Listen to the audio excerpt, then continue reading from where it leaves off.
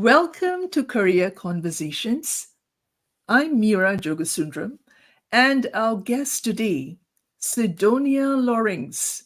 She hails from Transylvania with a rich experience spanning over 12 years.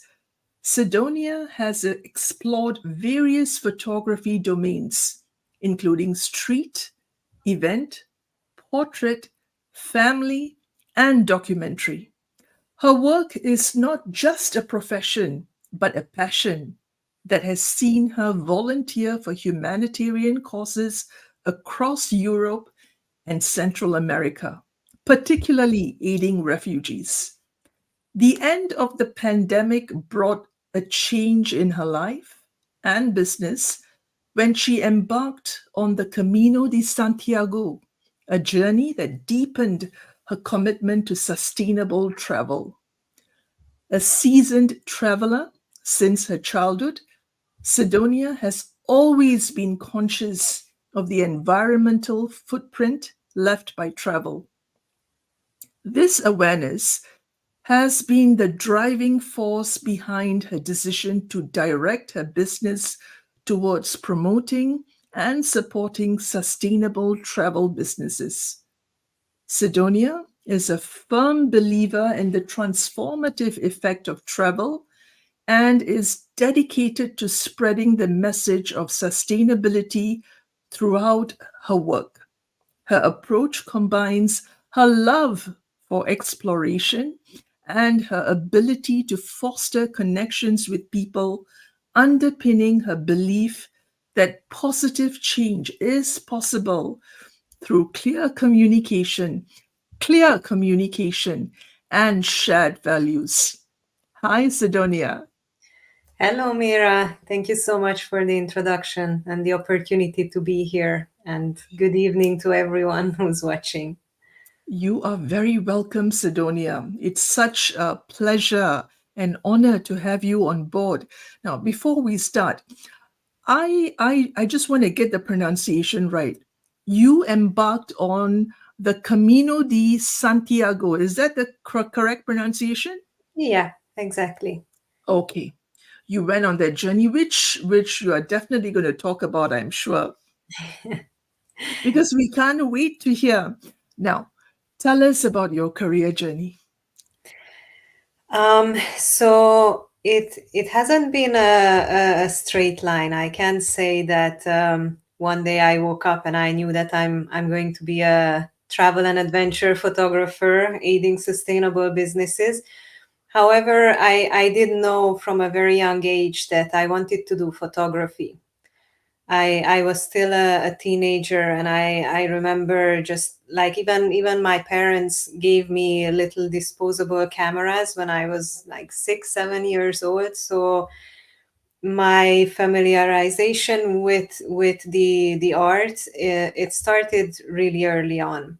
And then as I grew older, I started entering photography contests, and I started to feel this really deep yearning to practice this more in my everyday life.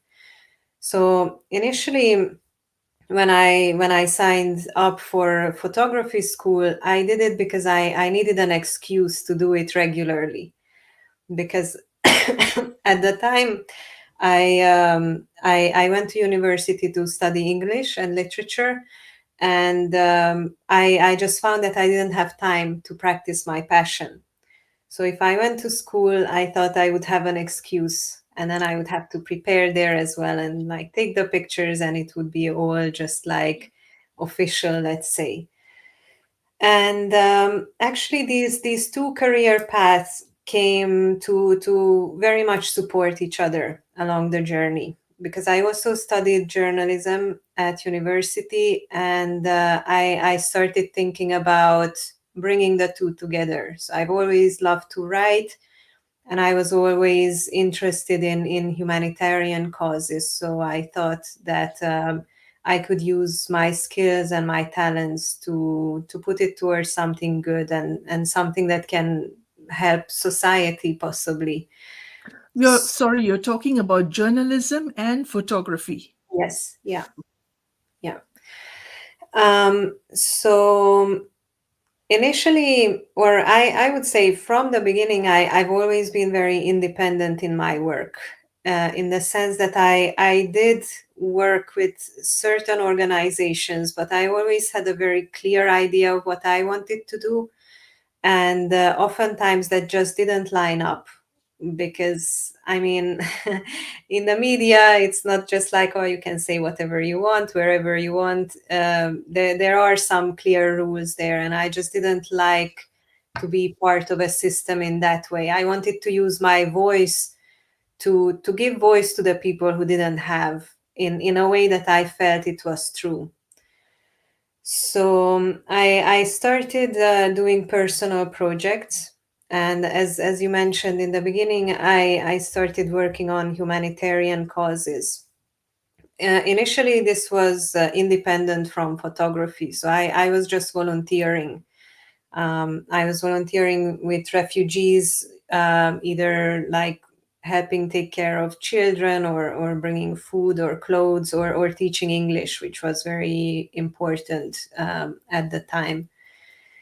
And then one day I just thought, well, I've been like flirting with this idea for so long that I need to just give it my best shot. I need to commit, and I need to see where I can take this. And there was a lot of trial and error in the beginning, and still is. It is a continuous process of learning and developing, and just like finding out what works, what doesn't. So in the beginning, it was more about documentary photography and journalism along with that. So like trying to give a voice to people and trying to raise awareness in Europe and in the Americas as well, which was it was a very interesting project. I loved doing it, and I loved the people who I've got to meet through this. But unfortunately, it was unsustainable for me. There was just a huge amount of human suffering that I got to witness day after day after day, that just became too much to bear. And I also felt that as an independent documentary photographer, I wasn't able to make the impact I wanted to affect with my work. So I was taking in more than I could actually bear, and I there was no release really, because I felt that yeah, it's something that's probably works best through an organization. So when COVID came, that's when this project ended, and I felt that it was the right time to just take a step back from it. I was also dealing with a pretty serious burnout from this work, so it was the perfect opportunity to just go back to my family in Transylvania and clear my mind and see what comes. And that was the moment when the idea of the Camino came up for me. It's something that I've heard about for like a long time. I've met people who've done it, and it's always been in the back of my mind. Like one day I'll do this, and it's like a bucket list item. And during the pandemic, I felt towards the end of the pandemic that this is the moment, because I had a clean slate at that moment. I didn't have a big project I was working on. I was just doing kind of freelance work, so I could allow myself to take a month off of everything and just work every day. And that was the best choice I've made, and even since then I just feel this. I get this feeling that I want to go back. I want to do it again. I want to do another route, but really more for being in that space. It really is a magical experience, because every day all you have to do is walk, and sometimes you work with people, and sometimes you work with yourself, and thoughts come up and there's nowhere to run. You have to deal with things as they come. Sometimes you can talk it out with someone, and sometimes you just have to deal with it yourself. So I learned a lot through that. And I also got an experience of just how lucky I am in life, really, because I've met so many people who've gone through horrible, horrible things, and they were carrying so much weight, and still they had this ease and lightness about them, that they were just, yeah, it was inspiring, really. So it illuminated a lot of things for me, that trip. And once I got to the end of it, the big realization for me was that I need to do something, still need to do something with photography, because my intention going into it was that I'm doing a career change, and by the end of the Camino, I'm going to figure out what I'm going to do. I'm going to go back home and like learn a new trade. Basically, that was my idea. And then when I got home, there was this like very strong conviction that I have this gift that I've been given, that I just need to use in life. And whether that leads to financial success or artistic or nothing at all, it's just what I need to appreciate and work with. So that was kind of like a wake up call for me, and I said, okay, so I'm going to invest invest my time and energy, and see what's next in this. Because I also learned through the years that photography for me is one of my greatest teachers. It's, as I said at the beginning, it wasn't a linear line, but even though the craft stayed the same, so it was photography throughout, I've learned so much through it. Just to go back in time a little bit before I, I continue, I started initially with street photography. I used to live in Budapest at the time, and I was very inspired by the people on the street and just these simple everyday scenes that were unfolding in front of my eyes. And I was really inspired to capture them. But back then I was also very shy still, so I didn't know how to make the two meet and how to consolidate this need to capture complete strangers on the street who might just come up to me and get upset that I'm photographing them, and also this the side that just wanted to get expressed through my camera. So through that, I learned to be confident. I learned to be upfront. I learned to talk to people, to communicate with people verbally and non-verbally. So that was a great experience that later on helped me a lot in my documentary work. And then again, the documentary work just helped me enormously in like looking deep down and seeing what's important for me in life and how I can use what I have to help others. And I think we tend to think about this in terms of like monetary value, like how can we actually take people and make their lives easier by paying, or at least that's the feeling I get in society. But I think if we all just took what we have, the talents that we have or the skills that we have, and used it for to serve others, the finances would take care of themselves eventually.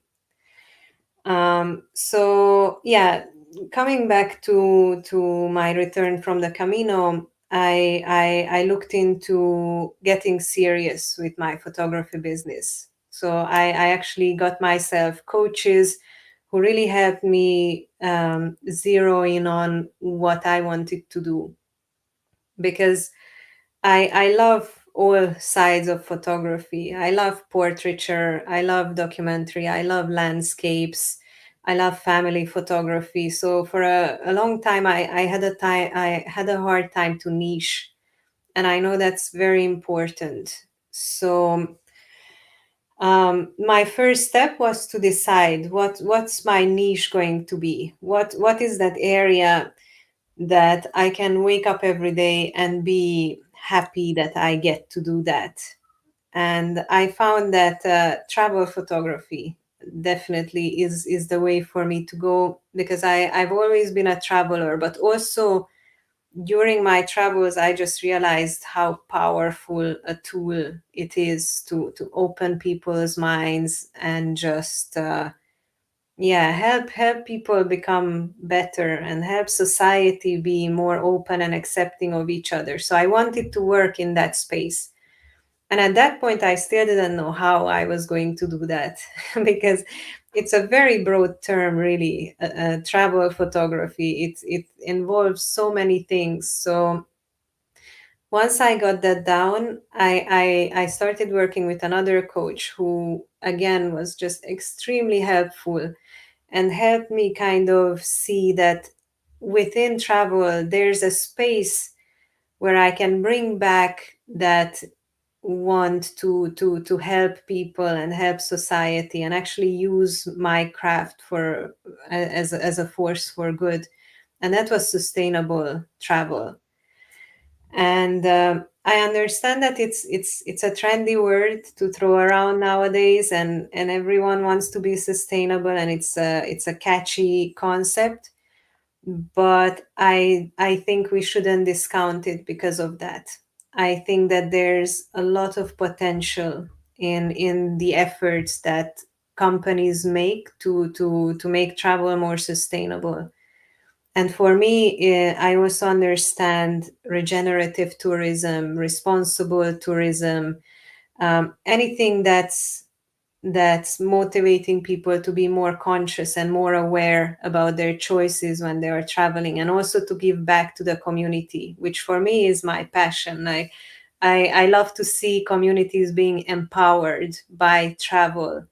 So even when I travel, I try to do everything local. I try to stay with local people instead of going to a hotel. I eat local, and I travel with public transportation. I mean, that's just the whole experience that I cannot miss out on, being with the locals and learning about the way of life through their eyes. So for me, it's kind of easy because I'm passionate about that, and I understand that it's not for everyone, because some people just want to get away for a week and relax and not have to think about the burdens of everyday life. But I think even that area of tourism, there's a huge potential for being sustainable. Like even in the luxury sector, there's like a really positive tendency and a lot of potential there. So my goal became to serve these companies, to serve tour operators, accommodation providers, tourism boards, adventure companies, outdoor apparel companies, basically everyone who shares this mission, who wants to use travel as a force for good.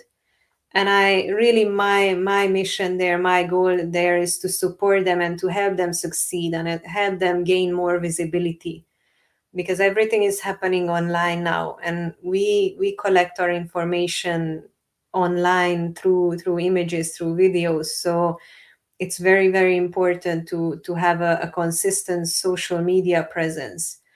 And that's where I come in, really. That's where my work lies, and I'm very passionate about that. I'm very excited to work with these companies and to see how I can actually use my craft for them to become more visible and to gain more customers, basically.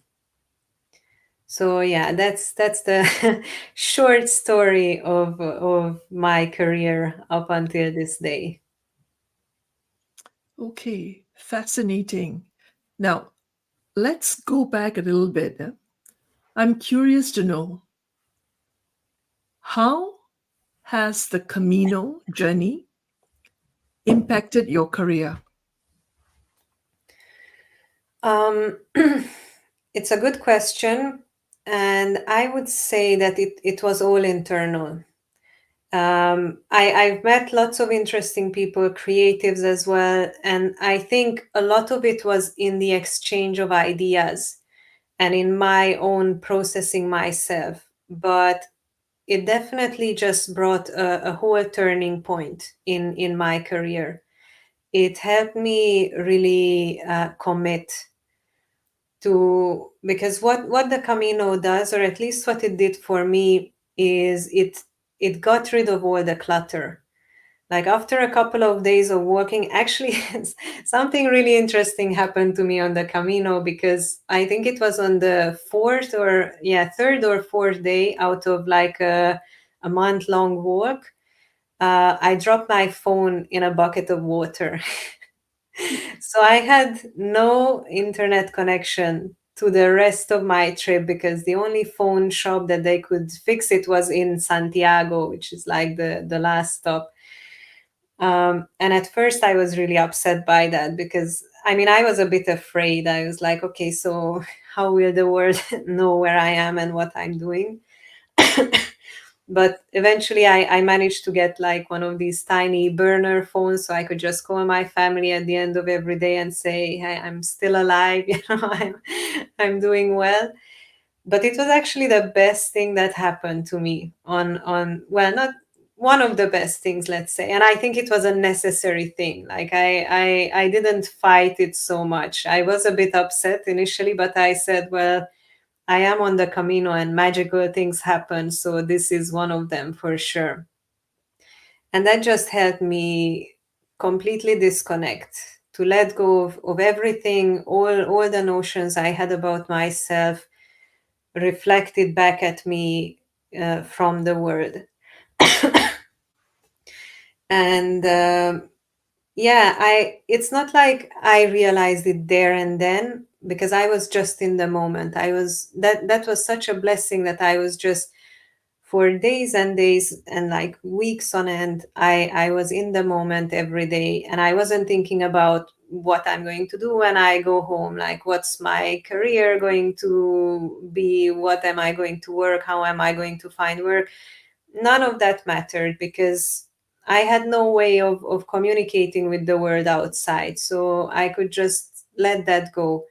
And I think that's how it became so clear to me towards the end that yeah, it's I'm not done with photography basically, and that I just need to refine my approach to it. I didn't know at the end of the Camino that, again, still I didn't know that I was going to do travel and adventure photography for sustainable businesses, but I knew that I was going to go all in and do it as a business, which I had really not much idea how to run a business. I was a freelancer before, but that's not really the same thing. At least it wasn't for me.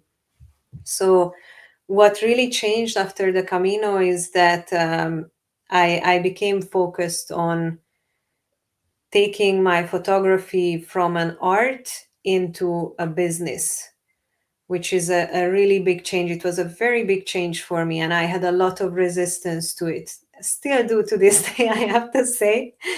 But I'm starting to enjoy it more, and feel it more, and appreciate the connections I get to make through these business events and meetings that I go through, and the platforms that I use. But yeah, I think that was the main thing that the Camino brought me to, just like become serious about this, and focus on the business side of things, and see, really find who my ideal clients and my audience is. Sounds like there's a lot of clarity you gained from the journey, the Absolutely. Camino journey. And there's a lot of spiritual, it was a very spiritual experience, Yeah, yeah. a lot That's something happening that, within. yeah, exactly. I mean, that's something I've always been very open to, and I am a seeker spiritually. So it came very natural to me, because I was open to it. But I was still humbled and surprised by the amount of insight and clarity that I gained. How do you think what you saw during the Camino journey, what you experienced, how you felt, how do you think all those things impacts your photography now? Hmm. Interesting question. um, I think it goes again a bit before the Camino. So my style or my point of view in photography has always been in the details. Like I love to capture those moments that will be gone in a second in street photography. Or I love architecture photography as well, because they're just those details that you don't see if you look at the whole building, but you see if you focus in on just a small part of it. Same with landscape photography. Like I love the big open spaces, but I also love the little details, and just the tiny little things that happen in nature. And the Camino helped me a lot to kind of reconnect to that sense of wonder, to see things as they are. Like again, it comes back to not having distractions and just being present in the moment. And also I think, and I'm just realizing this now, but your question is helping me realize it, something very interesting, that the first couple of days of the Camino were the hardest for me, because I started on the flatlands. And what happens there is that you can see far away ahead of you. So like maybe it's like 3 days walk until you reach the village that you can see in the distance, or the mountains, or whatever there is. And it was mentally extremely challenging, because there was just no sense of accomplishment in the moment. And I think I really needed that experience, because I am a millennial, and I think a lot of them can relate to me, that we were raised on a need for instant gratification. We want something and we want it now. And obviously I don't want to generalize, but I find this, I see this among my peers, that a lot of people struggle with this, because this is not how life works, really. So that was a great experience to kind of train myself mentally to just be able to walk and put one step ahead of the other, and just go, and not actually reach your destination that day or even the next day, and just keep going and going and going, and somehow deal with those internal voices that tell you that you're never going to get there actually. So now I'm realizing that that was extremely important and necessary, because that's exactly what started once I finished the Camino.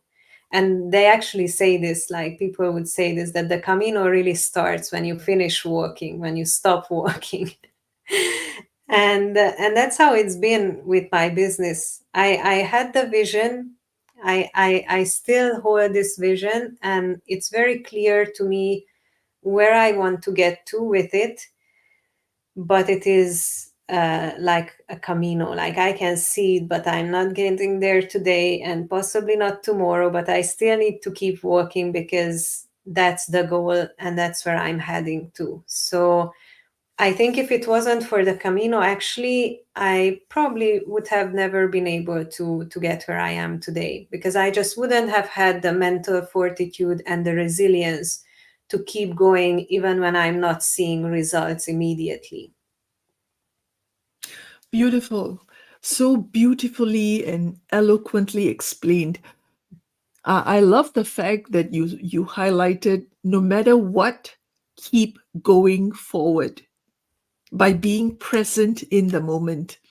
And there was something else very powerful that you mentioned earlier. It's so important to honor the gifts that you have been blessed with in life.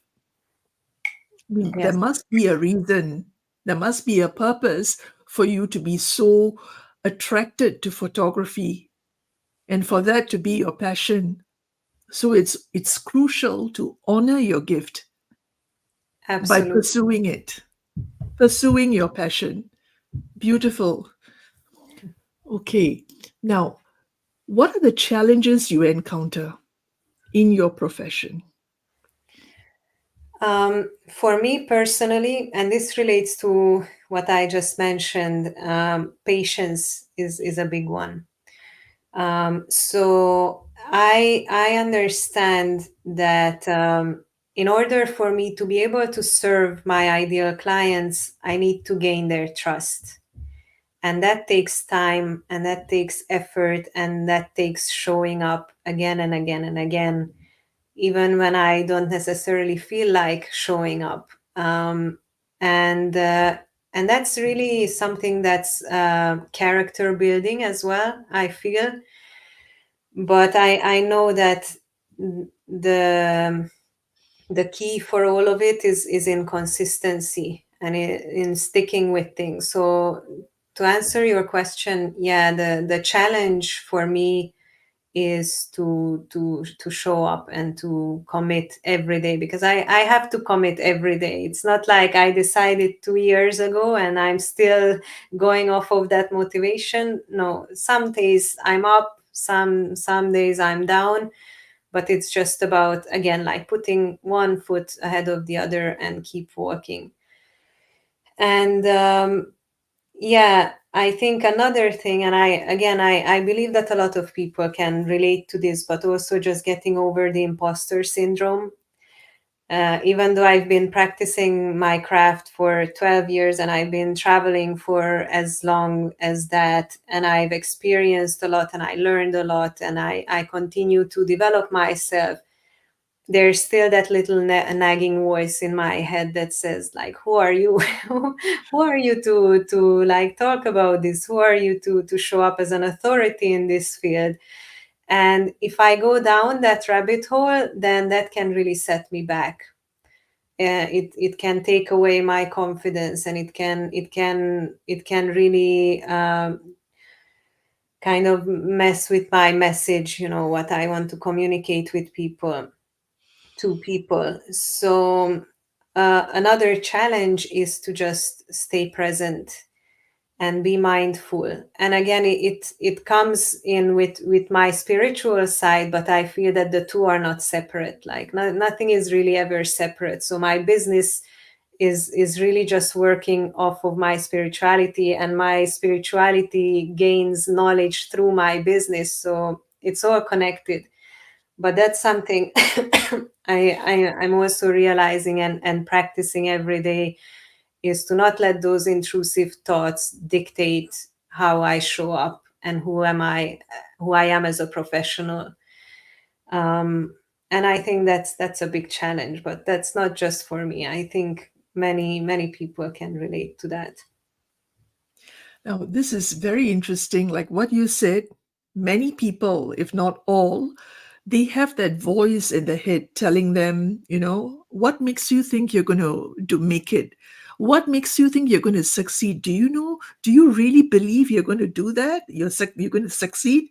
So when that voice comes up, how do you deal with that voice? Great question. I think over the years, I kind of built myself, or I employed some tools that can really help me. And not every tool works every time. So it's good to have like a library of tools, and I can pick and choose and see which one works in the moment.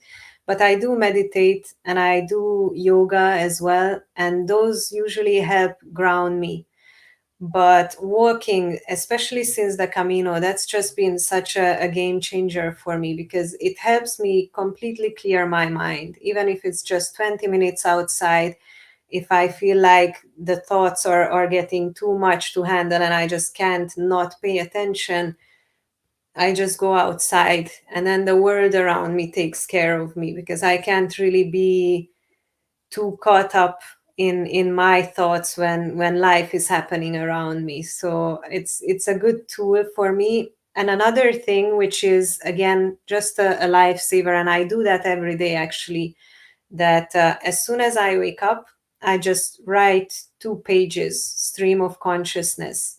I learned this tool from the artist's way. I don't know if you know. I think like a lot of people are learning about it, and I can absolutely recommend it, because our brains, when we wake up, they are immediately in like survival mode, like I have to do this and that and the other, and what did I do wrong yesterday, and I have to stress and I have to figure it out. So when I put it all down on paper, again, my mind is clear. So I just start the day with a clean slate. And of course, maybe later on, like those thoughts creep back in slowly, slowly, but they don't have that much power over me because I didn't start my day with them. So I just like kind of got rid of them, put them in my book and put them aside, and then I can start my day and I can be again more present, more aware, because I'm not paying attention to the voice in my head. Interesting. Very interesting. Now, you mentioned that often you can't see the destination, especially during your Camino experience. You can't see the destination sometimes. And you equated that to your experience in your business, right? Sometimes you just don't see the end point, but you got to keep going one step after another. So my question to you is, what keeps you going in times like those? I think at some point, momentum.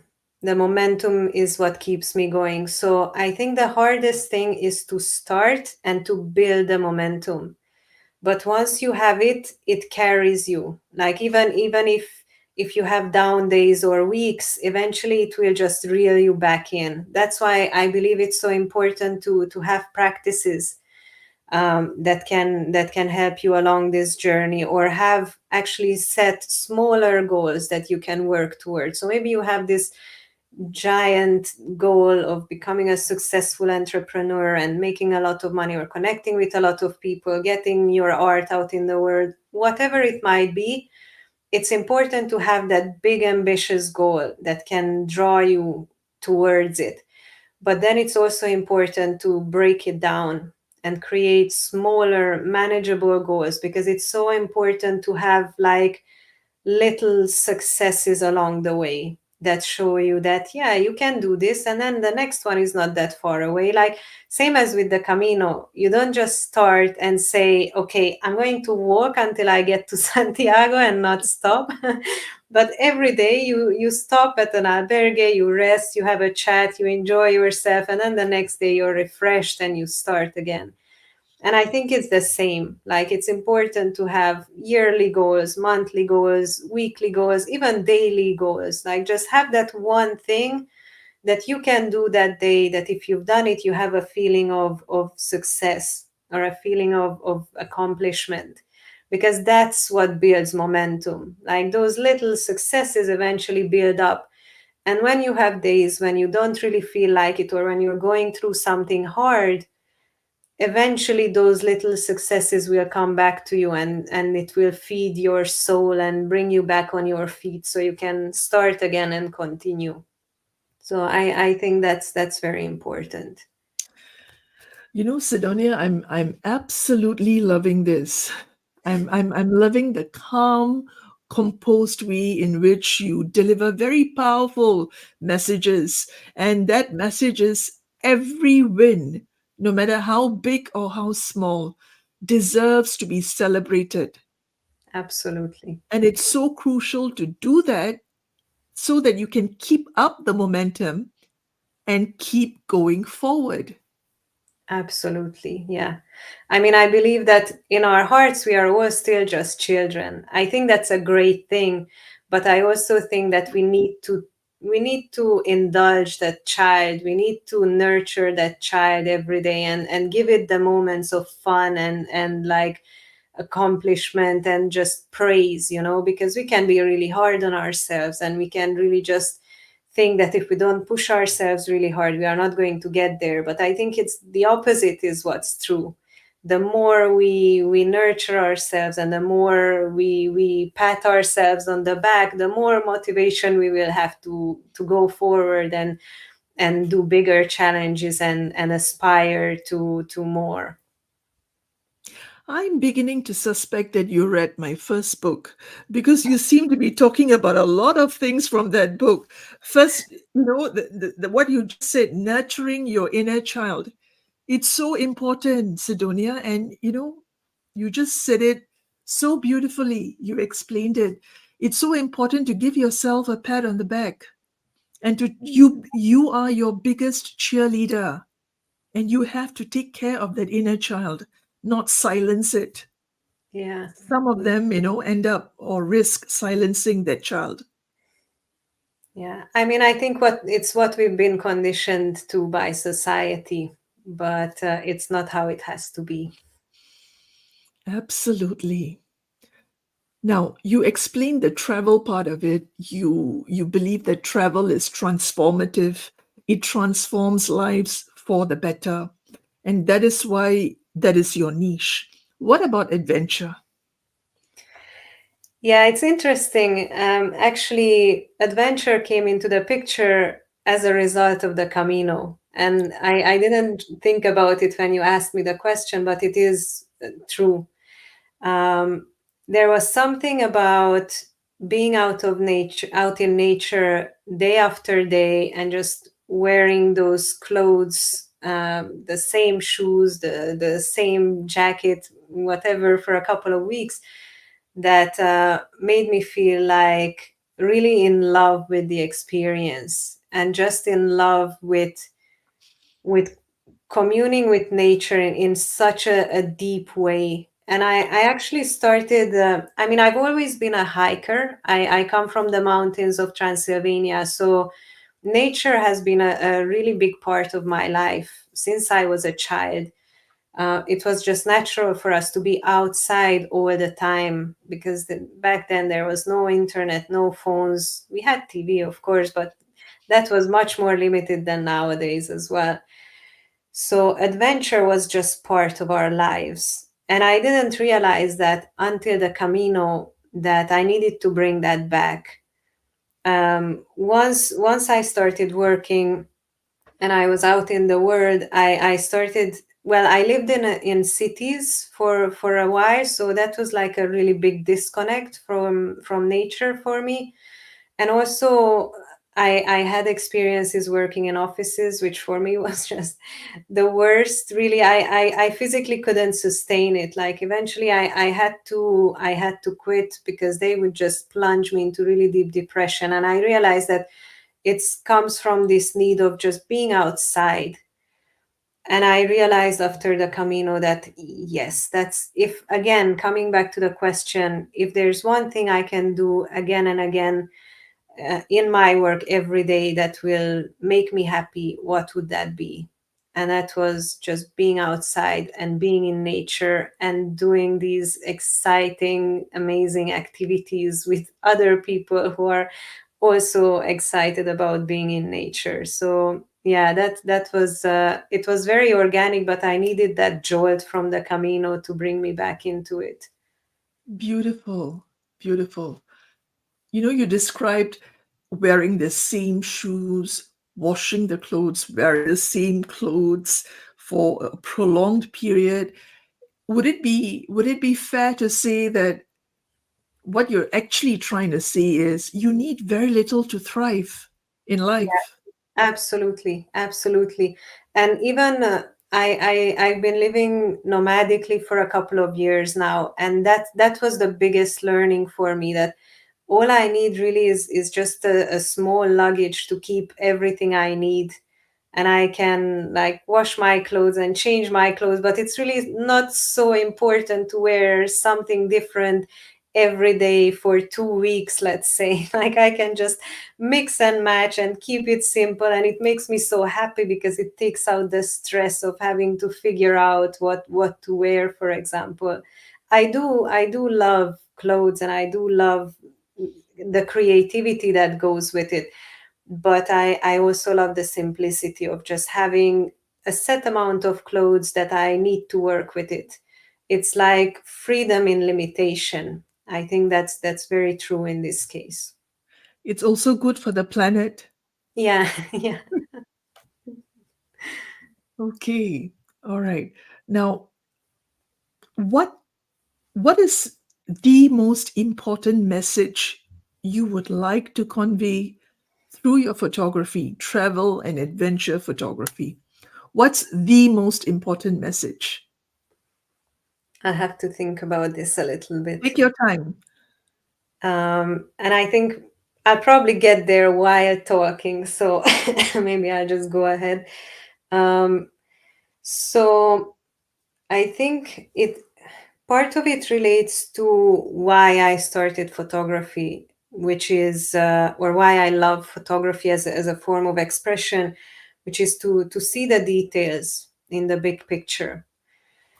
Um, and I think it probably has shifted over the years for me. Like it came from like almost abstract because I was so focused down on the details into more more about capturing those moments that make life special or make the mundane interesting. But now I think the most important message that I want to convey is that we can do things differently, and there's value in not following trends, for example, or not following crowds, because I think with social media, what came into our lives is this fear of missing out, obviously, and just like wanting to do exactly what the other person is doing, which is really a shame because we are all unique and we all have our own interests and dreams and preferences. So I think my message is that if we just follow what's interesting for us, it's still valuable, like it still brings value. And I think this this more talks about my choice for photography and my choice for travel photography rather than like talking to my clients. But that's what I feel like. I follow my heart. I try to follow my heart as much as I can, and it will be I have my goals and my dreams that I want to achieve, but regardless of that, I'm just going to keep doing what I want to do because that's meaningful for me, even if it's not mainstream. Because I see that now that like being a wedding photographer would be probably a lot more lucrative and easier than doing this. But for me, this is what's meaningful. This is what I know, and this is what I love. So I follow my passion, and that's my message to everyone to follow their passion, whatever route that takes them or whatever form that takes in the world.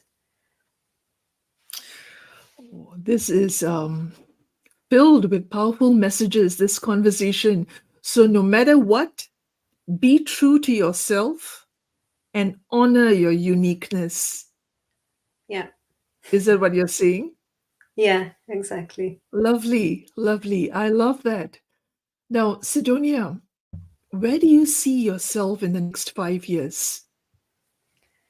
Great question. Um, it's a little bit hard for me to answer it because I am also quite a spontaneous person. So and what I've learned a lot during these past couple of years is that the most important thing is the next step. So I have a vision of being in an ecosystem of professionals who work in the sustainable travel space. So I want to serve my clients, but I want to be part of their world and I want them to be part of mine. So I have this idea of just this support system. Everyone has their talents, and everyone contributes their talents into this pool, and we take whatever we need and we give whatever we can. So I guess it's around community. Like that's what I felt in the past couple of years as well, both personally but professionally as well, that I want to be part of a community. And I don't just want business exchanges. I want I want to be how can I express this? Like, Long-term relationships, is that what you're talking about? yeah, and sustaining each other. So it's not just about transactions, it's about enriching each other's businesses and moving the world of travel forward, the world of sustainable and conscious travel forward through our collective efforts. So that's where I see myself in the future, being more integrated and being part of a community. And I work towards that even now. Every day I'm building my connections with that idea in mind. So yeah, I think that Growing, transforming, and evolving into a better version of yourself within a community, absolutely, yes. and Yeah, within a community that enriches you, your life, and your career. exactly. Yeah, thank you for Yeah. putting it to words so No, nicely. it's beautiful. Your ideas, your perspective is very inspiring. Now, what is your vision for the photography part of it? Travel and adventure photography. How would you like to see that evolve? I've been feeling a real longing to go back to the artistic side as well, or not to go back, but to nurture it as well, because I've been really focused on the business side, and there's art in that for sure. But I want to focus on projects that nurture the art as well. So right now I'm writing a book. It's a photography. Congratulations. Thank you, thank you. It's in the works, and it's going to be a book about Transylvania with landscapes and some of my thoughts about the place where I grew up and which I find very magical to this day. And I would love to do some exhibitions, some more publications, and also again in this space I would love to do some community projects as well, whether to work with aspiring photographers, or even go into training myself and develop a new style of photography within my skill set. So it's definitely something that I'd love to continue doing and focusing on. That would be beautiful, lovely, wouldn't it? Create your own brand of photography. Yeah, yeah. Yeah. Now, you mentioned aspiring photographers working with them. What would you tell an aspiring photographer who's watching this conversation? I would say just go and do what you love, what really interests you. Try as many directions as you can, because there's value in everything and they will teach you a lot of things. But if you think about it as a profession and you want to pursue it as a profession, then eventually you will need to niche down. So try everything, but see where your talent and where your interest lies, and ask yourself the question, and again and again, what is the side of photography, or what is the niche that I could wake up every day and be excited that I get to do this? And maybe it's something that you already do, and maybe it's something that you wish you could be doing, but you can still focus your attention and make small steps towards that. And yeah, just like follow your heart, and the path will appear. Wow. Sounds like the why of whatever you're doing and however you're niching is very important. Is Yeah, that, yeah, yeah, definitely, definitely. okay. Wow. Now, what is your definition of owning your career? Hmm. I think for me, what it means that it has to come from the heart, because even for me it's been a lot of, as I mentioned, there's been a lot of trial and error and a lot of avenues that I went down on that I didn't end up pursuing. So owning your career comes with time and experience for sure. I can't say that I stepped on the path one day and I said, this is who I am and this is who I'm going to be. I questioned my choice for many, many years, even though I knew deep down that this is what I'm meant to be, or at least this is what I have the calling to do. So it definitely comes with time. And I think paradoxically, the more failures you can move past, the more you own your career, because you need to get slapped in the face a couple of times and fall and get up to say, well, I'm sticking with it no matter what. Because if it's all smooth sailing and it goes amazingly from the beginning, maybe you don't really need to choose it that much. And I think owning your career means choosing it, whether it's through good or bad. So yeah, that's my definition. Beautiful. Choosing it every day, like what you said. Yeah. Yeah. Like any relationship, really. It's the same with your career. Yes, and I think I've been so engrossed in listening to your, nuggets, golden nuggets of messages. I don't want to miss out on playing the slideshow that you prepared. Yeah, I think it'll be a great time to look at it now. Yes, absolutely. Yeah, and after we watch the slideshow, maybe you can tell us something about it. But before that, we'll just take a look at Sidonia's compilation masterpiece.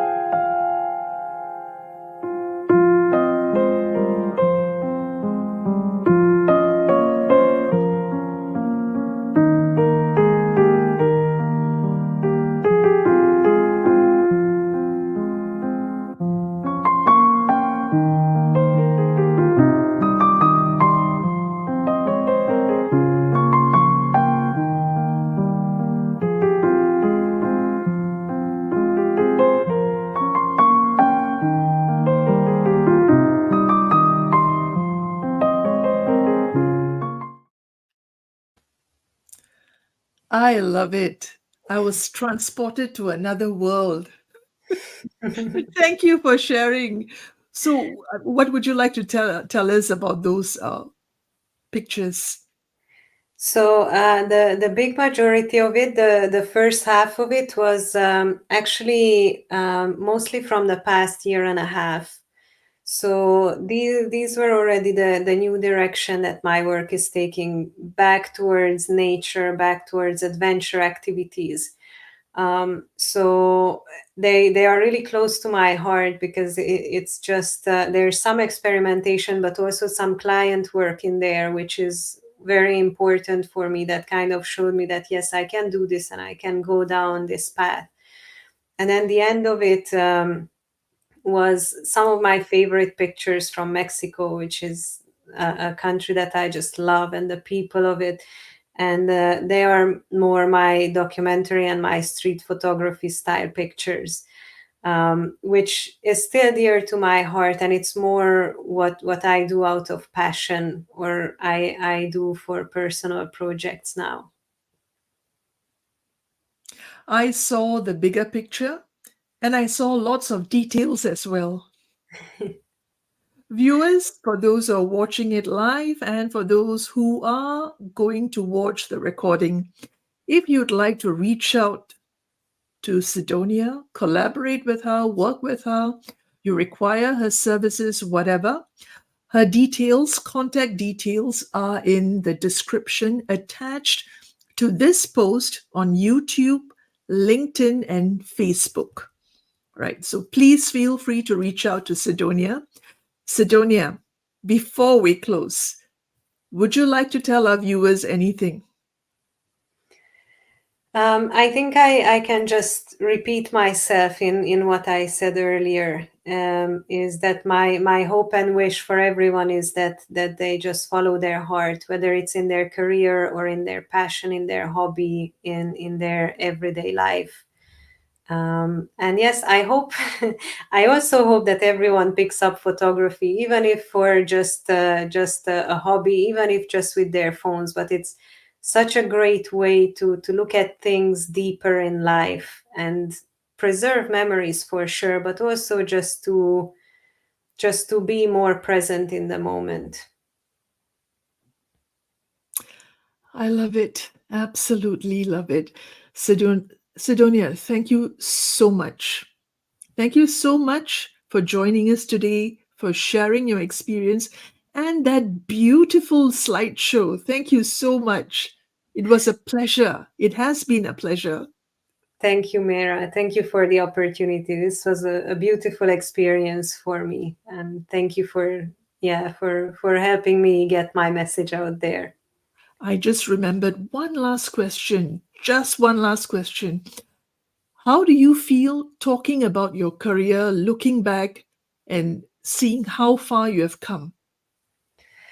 I feel a lot of gratitude, and I am kind of proud of myself. I think we all need experiences like this where we can look back and acknowledge the things we've done, and the obstacles that we've overcome.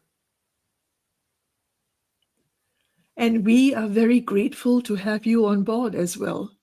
Thank you, Thank you, Sidonia, Mary. Thank you so and much. wishing you all the best for your future endeavors. Thank you so much, Mara. I wish the same to you. Thank you.